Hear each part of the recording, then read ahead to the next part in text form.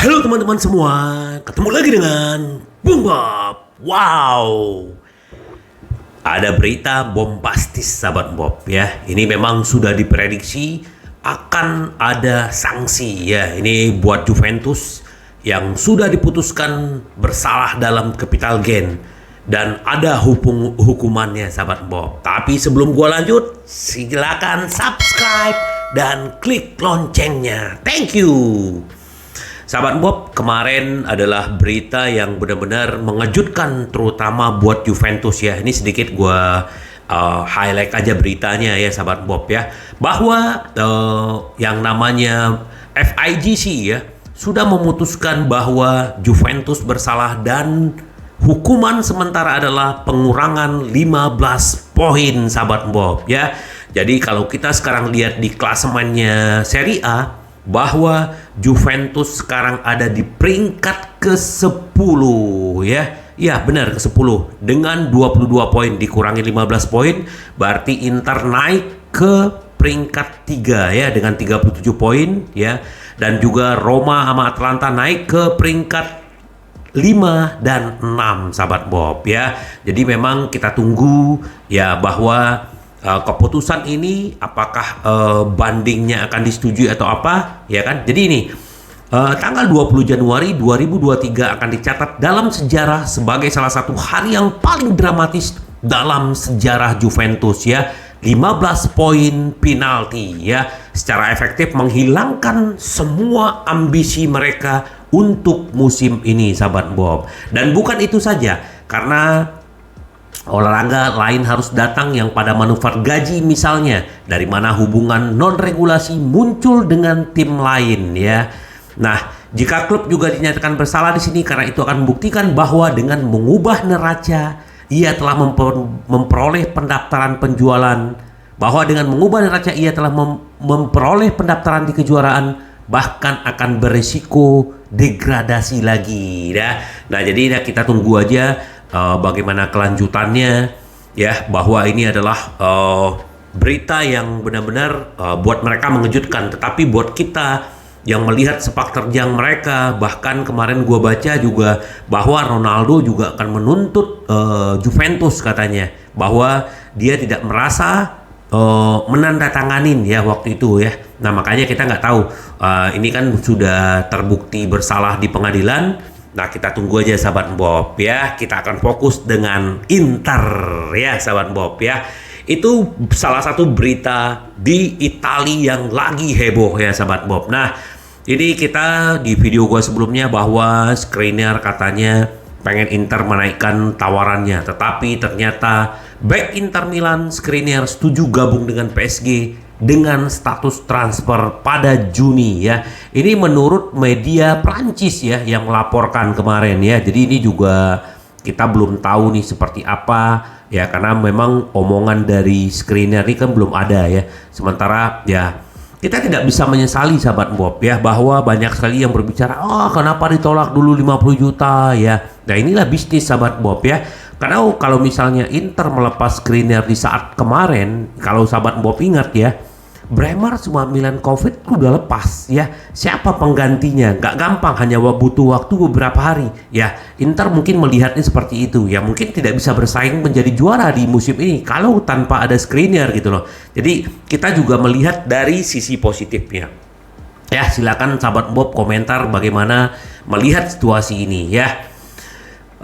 Terus sebenarnya kan dulu PSG ini kata dia udah nggak berniat untuk Skriniar. Ternyata kan ya nggak mungkin lah ya melepas peluang untuk merekrut Skriniar, apalagi yang namanya free. Tetapi El Equipe juga melaporkan bahwa PSG akan memiliki sekitar 15 juta yang siap untuk menawarkan Skriniar jika Inter ingin menguangkan sebelum jendela Januari ditutup sahabat Bob ya. Kita nggak tahu apakah Inter benar-benar mau melepasnya hanya dengan 15 juta atau kehilangan secara free ya. Tapi ini Inter tidak berniat menjual Milan Skriniar ke PSG bulan ini ya, menurut penyiar Italia ya, bahwa memang Inter ya walaupun dia akan kehilangan secara gratis ya, Inter belum melihat siapa pengganti dia ya. Makanya kenapa Inter tidak mengizinkan di Januari ini. Tapi kita akan lihat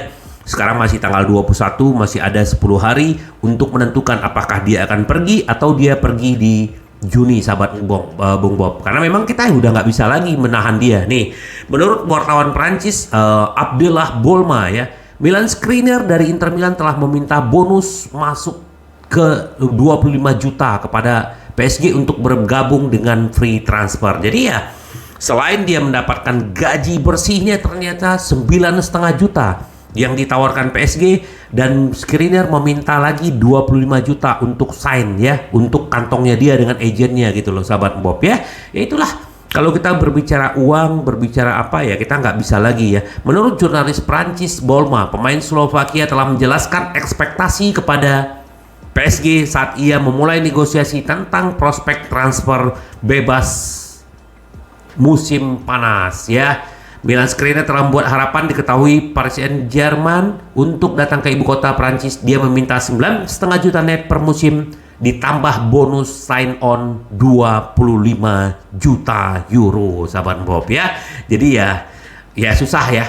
Kalau udah uang udah berbicara ya, kalau kita berbicara ya kita udah banyak lah bahas tentang kesetiaan, tentang apa ya. Sekarang kita udah ya say goodbye untuk Milan Skriniar, dan terima kasih untuk dedikasinya kepada Inter selama 5 tahun ya, sahabat Bob 6 tahun ya, dari 2017 ya, sekarang 2023 ya. Luar biasa dedikasi dia, dan dia juga udah memenangkan 4 piala selama di Inter ya. Kita tunggu aja apa update berikutnya, sahabat Bob. Nah, sekarang kita berbicara tentang Milan si Denzel Dumfries ya. Inter siap rekrut Tajon Buchanan dari klub Brugge jika Chelsea rekrut Denzel Dumfries ya. Kemarin Chelsea sudah menawarkan 35 juta euro kepada Inter untuk Dumfries, tetapi Inter belum mau ya. Kemungkinan Inter mau di angka minimal 45 juta euro dia akan dilepas, sahabat Bob. Jadi memang masa depan Dum ini memang udah dari Piala Dunia ya, bahwa dia akan dijual. Bahkan musim panas lalu kan Chelsea juga mengejar ya, tetapi Inter tidak melepas ya. Bagaimanapun ya kita tunggu aja lah kalau memang dia akhirnya pergi. Apalagi dia sekarang juga sudah tergusur dengan Darmian dan Belanova ya. Kalau memang Tajon Buchanan masuk, ini juga bagus, pemain Kanada. Dulu kita udah sempat bahas bahwa masih muda sekali, tahun 99 lahirnya, baru 23 tahun. Jadi ya ini penggantinya, dan juga harganya belum terlalu mahal. Semoga aja, sahabat Bob, yang paling penting adalah Inter mendapatkan keinginan mereka ya. Nah, ini sedikit mengenai hubungan dengan Dumfries. Ini adalah Simone Inzaghi. Simone Inzaghi akan mengizinkan Chelsea untuk membeli Dumfries karena terkesan oleh Darmian dan Belanova. Jadi memang, sahabat Bob, kita lihat setelah Piala Dunia ternyata pemain-pemain Inter ini makin gacor ya. Darmian, Acerbi ya, terus Di Marco ya, dan selain kita mau bahas itu ya, memang Inzaghi sudah memberi waktu bermain kepada Darmian selalu menjadi starter ya. Bahkan Dumfries saja waktu kemarin lawan AC Milan tidak bermain gitu loh. Jadi ini luar biasa, sahabat Bob. Jadi ya kita tunggu aja. Kalau memang Inzaghi sudah mengizinkan, ya kita tunggu apa nih yang terjadi. Apakah benar-benar Dumfries laku di Januari ini atau bagaimana, sahabat Bob ya. Nah, terus sedikit gua kaitkan ya. Sekarang, sahabat Bob, perhatiin nggak siapa aja yang bermain di starting 11-nya Inter ya. Di kanan Itali, di kiri Itali, di belakang 2 Itali ya, di tengah ada 1 Itali. Jadi ada selalu 5 pemain Itali yang bermain di Inter, di klub Inter ya, maksudnya di dalam starting ya.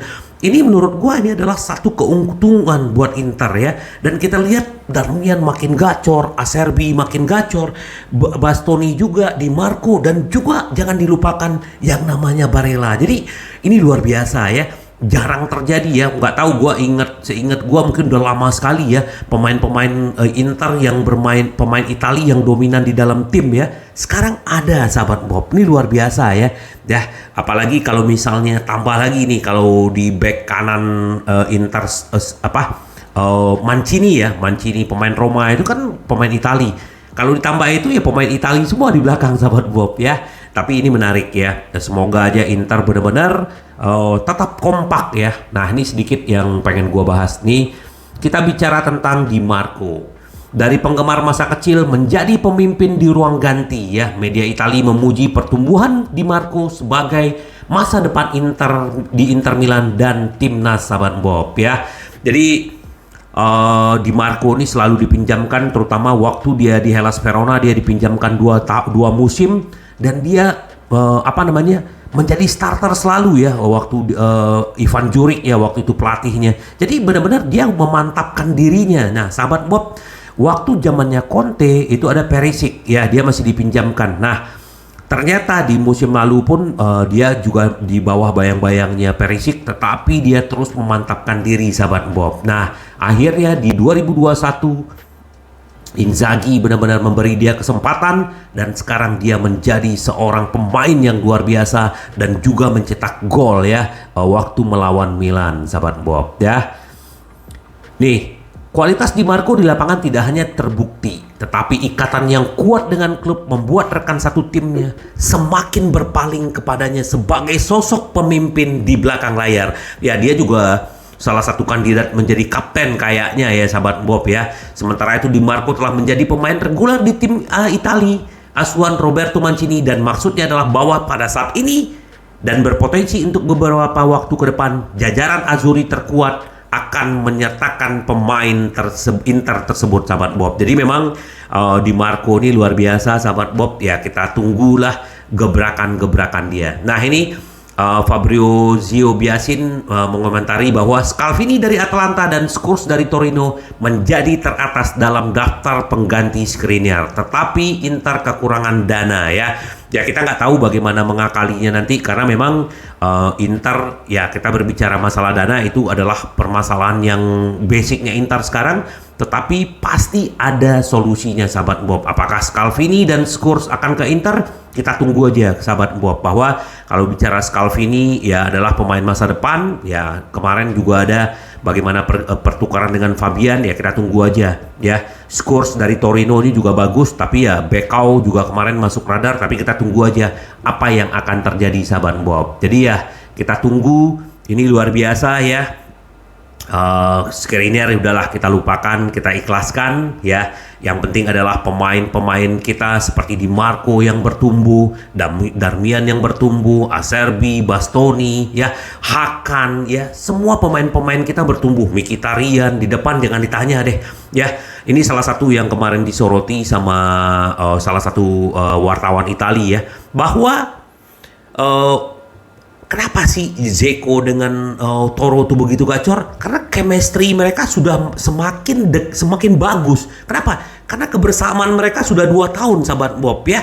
Sudah terjalin komunikasi yang bagus, hubungan yang baik. Sama waktu zamannya Lukaku dengan Toro, waktu zamannya Conte, itu kan juga perlu yang namanya hubungan komunikasi ya. Nah, sekarang Inter telah benar-benar menemukan antara chemistry-nya Toro dan Dzeko sahabat Bob. Ini kita tunggu aja, semoga aja Inter terus konsisten ya. Di Selasa dini hari kita akan ketemu dengan Empoli. Semoga Inter juga mendapatkan hasil yang lebih baik, karena memang Inter benar-benar sekarang ini menyerangnya bagus, bertahannya bagus, lini tengahnya bagus. Ini benar-benar luar biasa sahabat Bob. Jadi ya bagaimanapun kita berterima kasih sama Inzaghi bahwa dia keluar dari krisis ya di awal-awal musim, bagaimana orang mengejek dia, membuli dia, tetapi dia membuktikan adalah salah satu pelatih yang brilian yang selalu gua bilang ya, kita harus akui itu sahabat Bob. Bagaimanapun ya, walaupun terlepas itu baru Piala Supercoppa, Coppa Italia, itu piala sahabat Bob.